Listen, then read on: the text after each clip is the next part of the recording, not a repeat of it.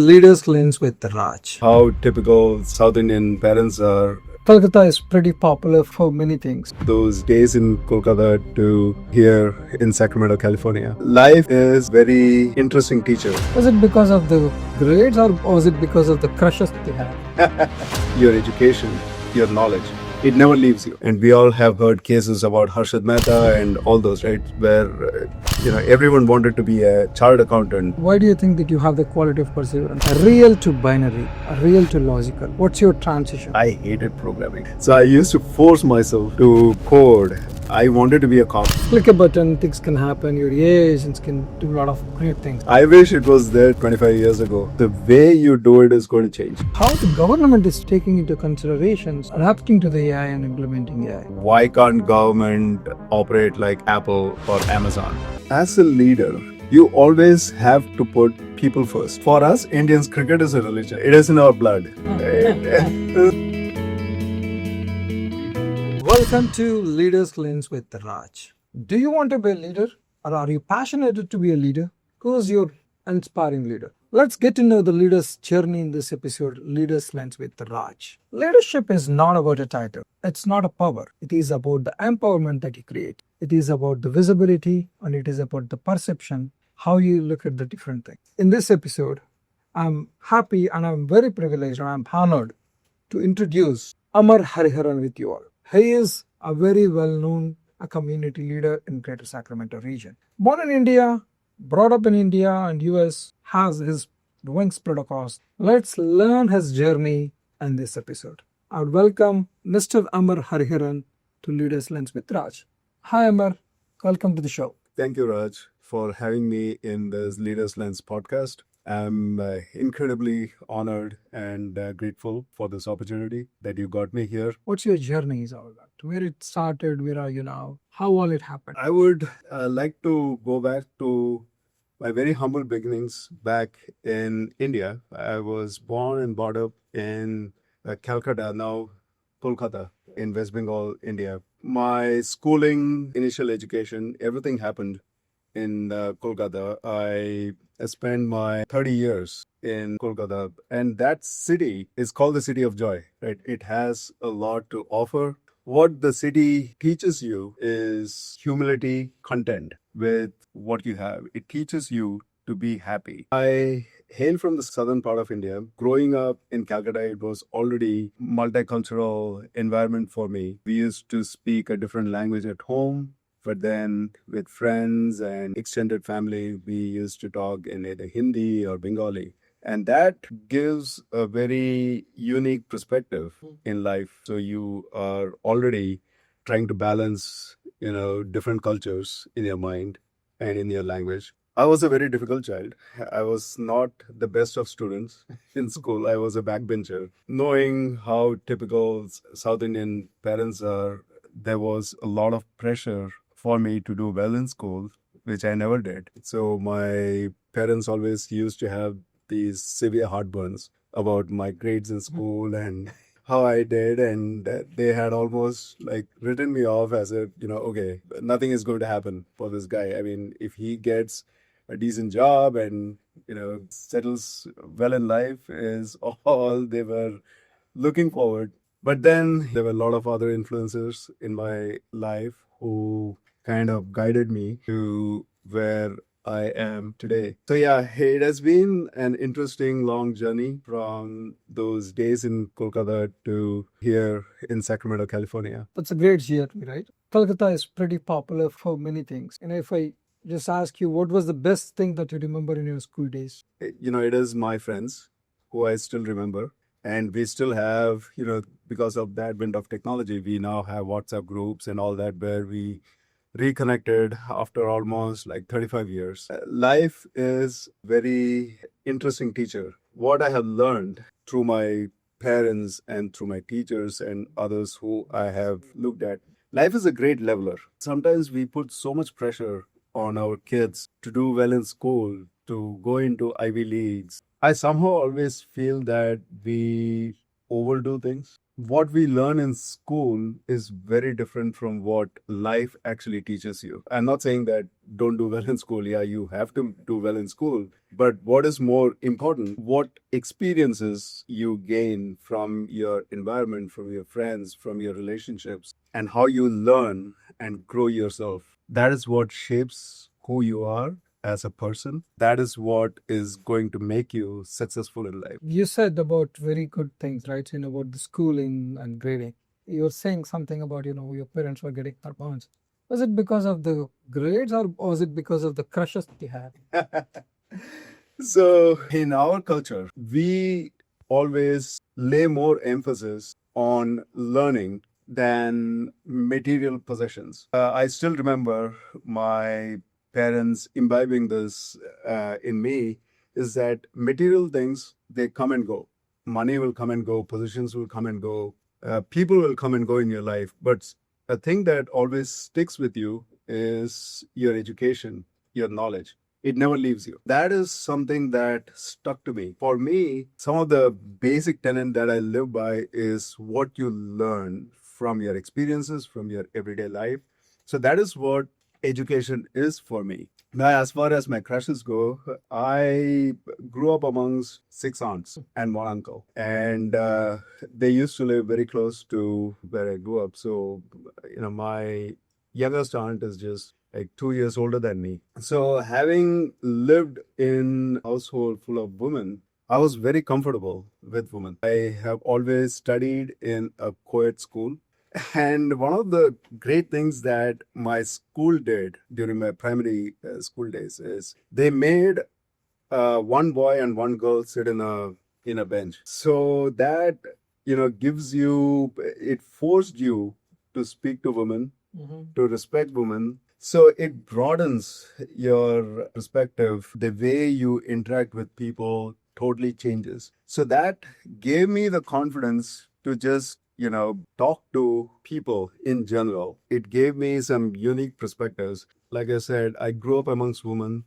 I had a lot of friends who were girls. I still do. So that also changed the way I think, the way I communicate. So yeah, my parents were always worried about my grades, the way I used to do in school. But I would also probably blame the education system as well, because instead of imparting knowledge, they used to pay more attention to what you can memorize, reproduce in exams, which I was never really good at. So my ability to learn things were different. It was not memorization. It was never my strong suit. So that was great to learn about your perspective on education. So from Calcutta, you came directly to US, or was there any other hopping spots in India? So my career journey has been very interesting. So I'm not an engineer, just so you know. My education is on accounting, finance, and economics. At that time in India, finance was kind of going up. And we all have heard cases about Harshad Mehta and all those, right? Where, everyone wanted to be a chartered accountant or cost accountant. And I was in the same bandwagon where I thought I'll become a chartered accountant. Computers were just coming up at that time. So I did a small course in Oracle back then. I remember it was like Form 3 point something. It was not even graphic. After my college, I took a job as an accountant. Then I was branch accountant of a company called Pentavore. When I joined Pentavore is when I knew about the craze for coming to US. Before that, I had no idea. And I had absolutely no intent for even leaving Calcutta for that matter. And then when I saw the craze, I started doing a little more digging in and researching as to what this is all about. And then I spoke to my uncle. He said, yeah, for me to go into US, the best way is through technology. So that is when I decided to make a change and try my hand in technology. Fortunately for me, I got a job as a developer in a company called Concord Motor in Bangalore. It was a Tata's company. That is how I got in, but it was hard. And that transition from, I was already an established accountant and doing like, I almost had 4 or 5 years behind me as an accountant. and starting to do programming. But one of the things that I did was I spent almost 14, 15, 16 hours every day trying to code and learn. It was hard. I did it for almost 2 years. The amount of work that me and my team put in that 2 years, probably people will not able to, even for 4 or 5 years. That is how I learned. And that is how I became a technologist. And then I got a job here in US. And I came in, I was in a project for Accenture in Arizona. Again, it was all Oracle technologies. That is how I came to US from a very different background. And the point I want to make is if you put your mind to something, you'll be able to do it. Very well said. Anything that you think in mind, will listen into the thoughts, thoughts will create into actions, actions will lead to the results. So the results could be positive or negative, but the mind is a trigger one. Very well said. Yeah, absolutely. That is something that I definitely want to leave all the listeners of this podcast with is you set your mind on something and have perseverance, patience, and grit. You will be able to achieve anything in life. It doesn't have to matter what your educational background is or where you come from, how much money you have. It doesn't matter. So let's get, so you used a very powerful and very great word, perseverance. Why do you think that you have the quality of perseverance? We throw some examples. Again, it all depends on how your upbringing is. Some of the things that my parents and my mentors taught me is integrity, truthfulness, be true to yourself. What has been imbibed in me is you should be able to sleep peacefully at night. All the money and all the power in this world will not enable you to sleep well at night unless you're truthful, you're honest, and you have that integrity. So I have that motto in life where for me, I need to be able to sleep peacefully at night. Whatever you do, be absolutely do it with integrity, do it with passion. Being an accountant, you're always dealing with the numbers. And technology is binary, zero and ones. From a real to binary, a real to logical, what's your transition was? When I got into technology again, I really didn't know what I was getting into. Probably shouldn't be saying this, but I hated programming. So I used to force myself to code, and I'm more of a creative person than like a numbers person or a logical person. So actually, honestly, I wanted to be a cop or like something to do with, law enforcement or military, but that probably would never fly with my parents, right? So that career was kind of put in the back burner, and I became an accountant and a technologist. But so thanks to AI, right? Because for all the new gen kids, so the vibe coding tools are getting much more popular, and they don't have to write a programming, and but they can be AI strategists or AI evangelists to lead the role today. So with that said, what's your stance on the AI? I wish it was there 25 years ago or 30 years ago when I started my journey, right? That I didn't have to do all those thousands and thousands of lines of code that I wrote. I want to say that AI is a great enabler. It is a great assistant to you, but you should never leave the thinking to the AI. You should still be in control. Right, very well said. So there is a lot of conversations today in the market that click a button, things can happen, your AI agents can do a lot of great things. But at the same time, there is a lot of gray area that what is going to bring in. And again, today it's a agent, tomorrow it's going to be super agent, and day after tomorrow is something mega agent as well. How quick transition, how the millennials or maybe the Gen Zs needs to be upskilled and get trained to it. Every time there is an advent of new technology, this kind of a thought process, this kind of a challenge has always happened. During the Industrial Revolution, same thing happened. People thought that, oh, the machines are going to come and take over and all our jobs are going to go away. It actually creates new opportunities for you. It is just the way you do it is going to change. Today, the programmer may not be writing the actual code, but the problems are still going to exist. How you're going to solve the problem with the use of technology, it all comes from here. So that is what I wanted to tell all the Gen Zs is always focus on identifying the problem and how to solve for it. And there are thousands of problems all around you. How the government is taking into considerations, adapting to the AI and implementing AI? That's actually a great question. There is no short answer to this. All I can say is governments are also adapting. The governor also has put in some bills on the floor that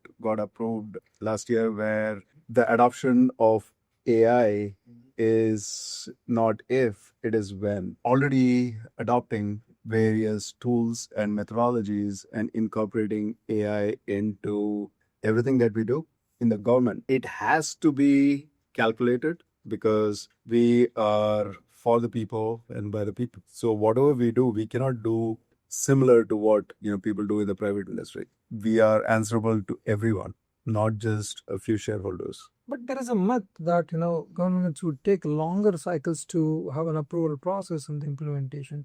But AI is transitioning very rapidly and very dynamically. So do you think so the government would be able to adapt to the new fast pace enablers to get these implemented? They will. The reason why there is a difference in the pace is we are not Amazons or Apples, right, of the world. Their mission and vision statements are very different, and the government's vision and mission is totally different. So we cannot really compare. It is not an apples to apples comparison. You cannot today say, why can't government operate like Apple or Amazon? You'll really not like it if they really do.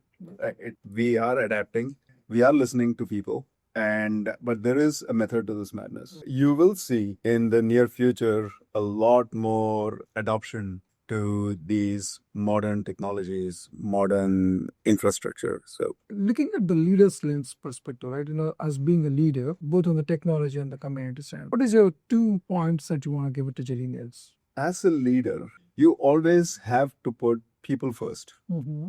A leader is only as good as what his team is or the people that he leads. So what I want to say is it is more about leading people than leading technology. Always put people first. Always lead with integrity.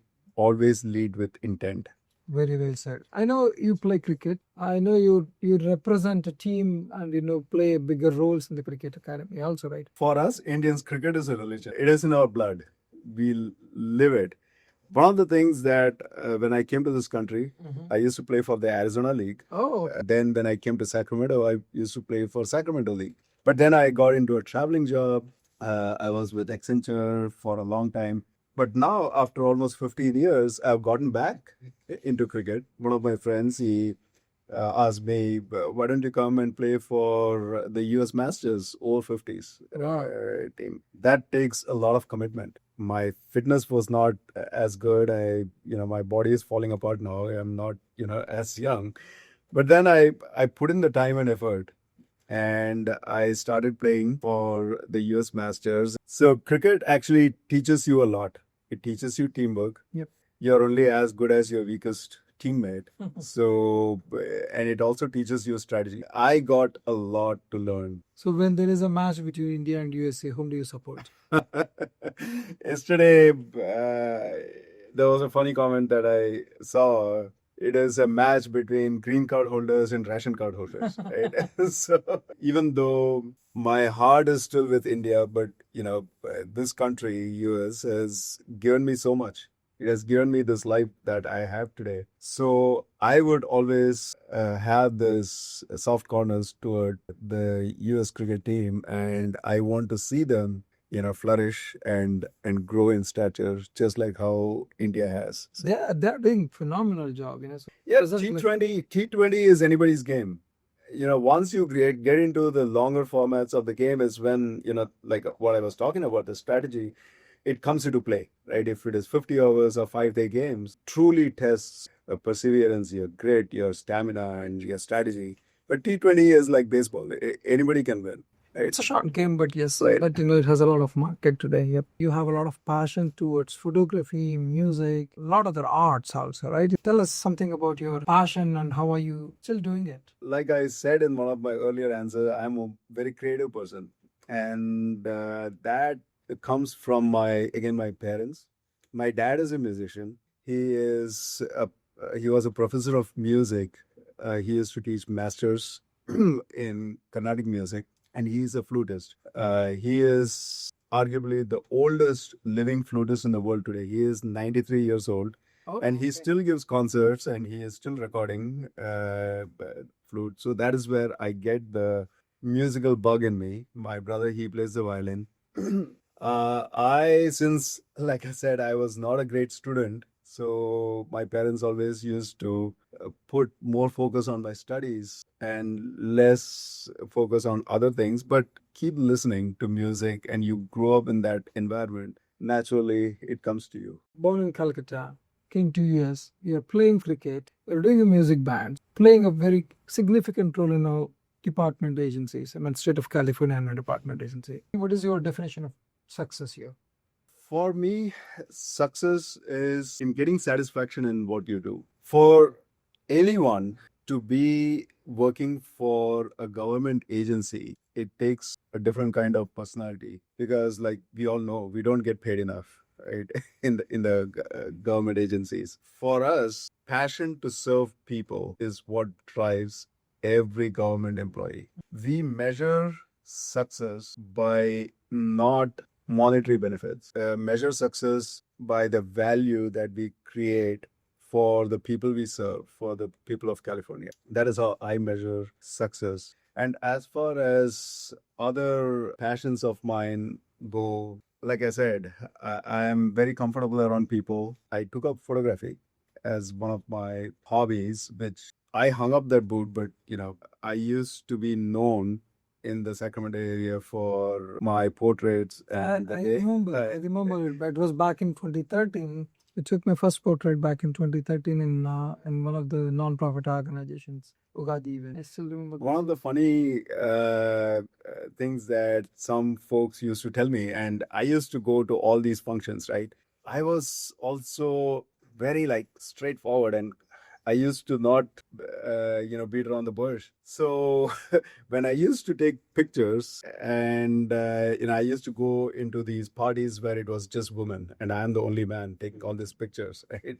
And I used to tell the woman, do things right, or stand like this, look there, and the woman used to complain that, oh, even our husbands don't speak to us like this, but we listen to you. So it was like it was funny moments that I remember back in my photography days.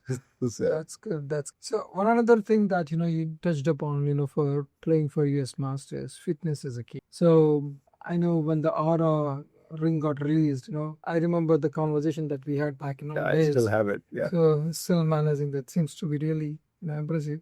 So how are you keeping track with the fitness? So and all our listeners, I'm diabetic. Yeah, and I've been diabetic for more than 15 years. So for me, fitness not an option; it is a necessity. It's for everybody. It's for Right. everybody. And my dad, he was also a yoga instructor. So I'm very passionate about physical fitness and workouts and yoga right from very childhood. Remaining fit and healthy in this country is very difficult. The reason is because sugar finds its way into your food, like it sneaks in. So you have to be extra careful and watch what you eat, how you move around. Most people in India, we used to walk around, Yeah. right, everywhere. But here, we try to find the closest parking wherever we go, right? And we want to walk just like that 10 steps into the store or even at the gym. When I go, I mean, people are trying to find the closest parking to. So we need to relook at how we see fitness. It's not about you spending that 1 hour in the gym. It is incorporating a movement, culture, and methodology throughout the day. Are you ready for a quick rapid fire? So what's gonna be gift for your wife? I mean, Oh. maybe a girlfriend. I don't know. Yes, what is- So a little bit about my wife, right? So I have known her almost all my life. So I met her when she was, let's say, 17, and we got married almost 25 years ago. Yes, next year is going to be our silver jubilee. India, there has been a lot of ups and downs coming to this country, culture shock, trying to raise a family with all the financial pressures that this country puts on you. We came from very humble beginnings. Being on H1, you lose projects. And you're between projects sometimes for a long time. That puts tremendous pressure on you. During those times, I even waited tables, which not many people know. And we have come from that. I just had $300 in my bank. I didn't know how I was going to make my rent the next month or if I'm being able to put food on the table next month. From that to where I am has been an incredible journey. And it is all because of, the support that I have from her. She really loves saris. Okay. And jewelry, of course. So it has to be, something along those lines. She is also very passionate about designer handbags, which I just can't understand women's passion about designer bags, but it is what it is. So, Binaji, you must be watching this and you should not be having any more complaints going forward. Are you a morning person or a night owl? I prefer to be a morning person, but life happens. So sometimes I have to spend some late nights doing things. I like to be a morning person, wake up early, go to the gym, get things out of the way. Do you love to work in an office or do you love to continue the remote work? In my area of work, I want to say that remote work is always good. You get a lot more done. You're saving so much time in traveling, getting dressed. I would say you actually end up spending more hours working from home than going into office. That's true. But at the same time, I want to really also mention that we are losing that human connection when we are working from home, and we need to figure out ways to solve for that. So especially at my work, we try to bring everybody together at least once every couple of months, meet, maybe go for happy hour, whatever. So do you love to sing or act? I do a little bit of both. I love to sing. Bollywood is kind of my passion, but some folks have encouraged me to even take on some Tamil songs, some Tamil singing. Because I'm passionate about photography and videography, I have done some short films. I also did a little bit of acting. The movies that we made went all the way to the finals of BAFA, the Bay Area Fine Arts. What is one word, only one word, if you want to say something for hustlers, like now let's say who wants to stand on their own, business, whoever is doing multitasking? Integrity. What is one word for the Gen Zs? Patience. That's right. Right. That's very nice. True. So the reason why I say patience is because what I see around, even like my daughter, she is 19 now, and all the kids that I see, patience is something that's lacking. They want everything quick, bite size. We can't sit in a spot, enjoy a movie for 2 hours. We want 30 seconds. We call it micro learning, whatever. Seriously. So, but it has its own place. But I want to say, have patience, give yourself time, still have a lot of time with you. Just because you are 18 or 19 is not end of your life. It is just the beginning.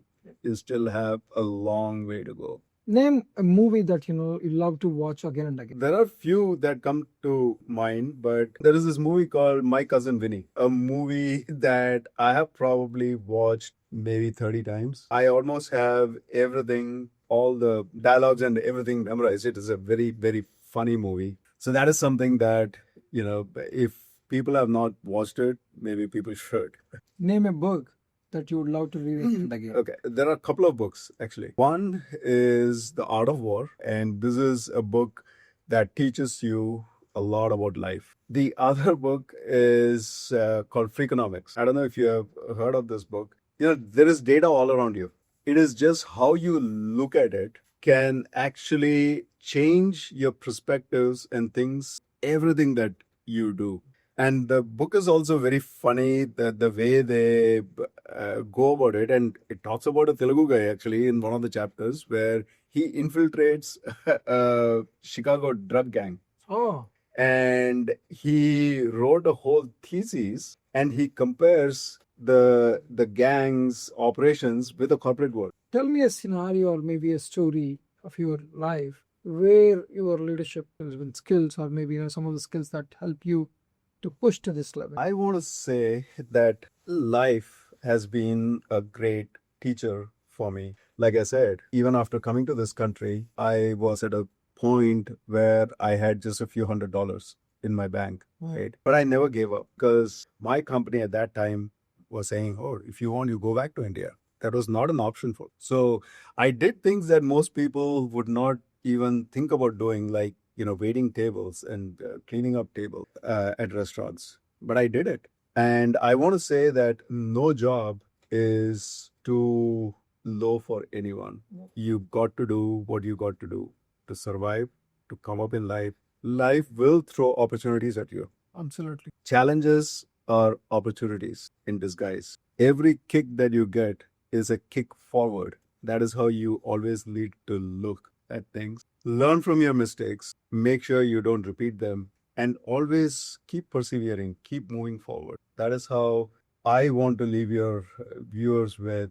Live in the moment. Don't, I want to quote Bhagavad Gita here, where your karma or your actions is what you control, not the results of those actions. Do what is in your hand. Everyone has a finite number of hours with them. The 24 hours for you is the same 24 hours for me. You cannot change time. So I reject this concept that you manage time. You don't manage time. You actually manage your energy. There are various examples in this world where people achieve tremendous amount of success and incredible things in a very short span of time. You can take, Gautam Buddha, Adi Shankara, even Jesus Christ. They lived for 30 years, 35 years. but look at what they have done in life. There are others who have lived probably 100 years, but each day they feel like, why are they alive? That is because of the energy drain that you have.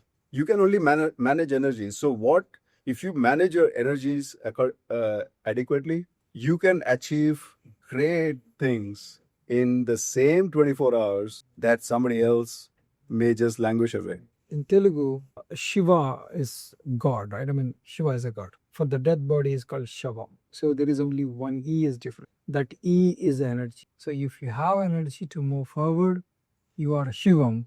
If you don't have that energy, you are Shava. That is a great analogy.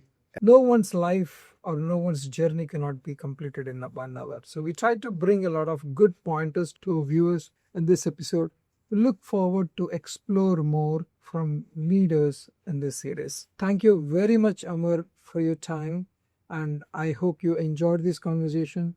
And this should be inspiration for many more. So thank you very much. Yeah, absolutely. And I hope that I'm being able to leave your viewers with something new, something meaningful. And again, thank you for having me in this podcast. I really enjoyed this conversation, and I look forward to probably more in the future. Absolutely.